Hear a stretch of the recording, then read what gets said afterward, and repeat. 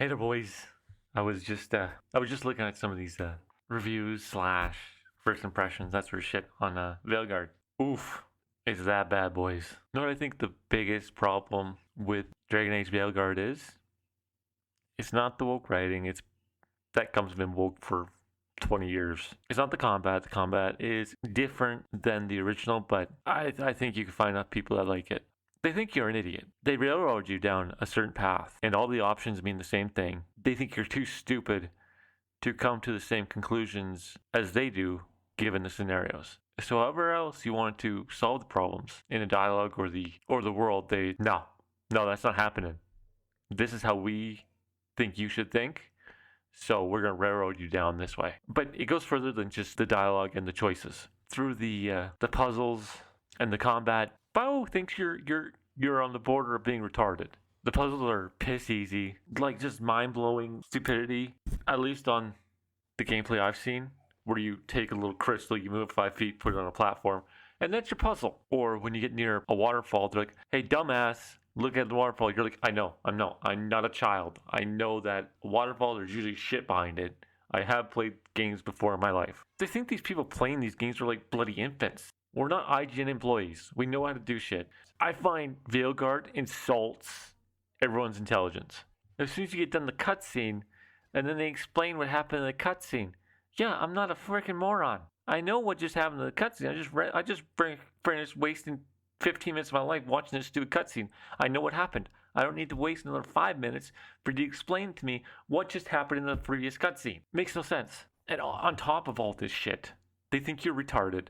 They think you have the memory of a goldfish. That you can't put two and two together, figure out a puzzle, or you don't know that there's where they hidden stuff in the world. So they just tell you because they think you're too stupid to figure it out. All that stuff aside, they strip down the combat because they think you're too stupid to figure out how combat works. In this combat move, you get a special light. Everyone gets the same special light. And over and above all that shit, everything just seems so sanitized. Like the conflict between the characters, sanitized. Nobody disagrees with anybody on core things. Like when the chick says, "I'm non-binary," everyone just accepts it. Really? That's not in people's character. That everyone just says, "Okay, we're just going to go along with this." Some people are just going to say, "That's bullshit. I think that's a mental disorder." And that's their prerogative. They can be an asshole. But in this game, you can't be an asshole. You can't say, "You know what, I think you're just mentally deranged." The other thing I think is weird, maybe it's just me. You take certain things from this world and plunk it in a fantasy world. In this Veilguard, how do you have time for all these therapy sessions? That's what I've heard it called a lot of times. And it fucking fits. It's a therapy session for immature, infantilized, just head cases. If this is the best humanity's got in these characters, then I think they should lose. Just wipe them out. Take them out of the misery. Because it's dog shit. There's nothing to save here. They're morons. They're preachy and they're whiny. And they're wholly unlikable. I'm sorry. I don't want to play a game and have to worry about I don't want to have to play a fucking video game and get called a bigot. I can go outside and someone will say that to me in real life. I'd rather just leave that shit behind. I don't want to have to deal with these stupid top surgery scars and this other crap. Transmogrification exists in the Black Imperium already. So why would they have to have surgeries to change the look of your character?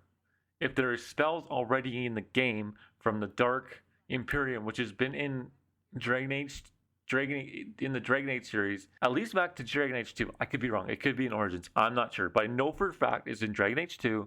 It's in Dragon Age Inquisition. And transmogs are a thing. So why wouldn't you transmogrify yourself to get yourself the correct gender? And there's no need for surgery. It's magic. It's magic. Magic exists in the Dragon Age universe. So why? I'm at a loss of words. All this shit. It's no place here. Then me saying, I'm a Christian, so I should be able to be a Christian in Thedas. No, I don't. That's stupid. It makes no sense. Because I know that there are elven gods in Thedas. It's in the exacting lore. In the same way, Tolkien was a Christian.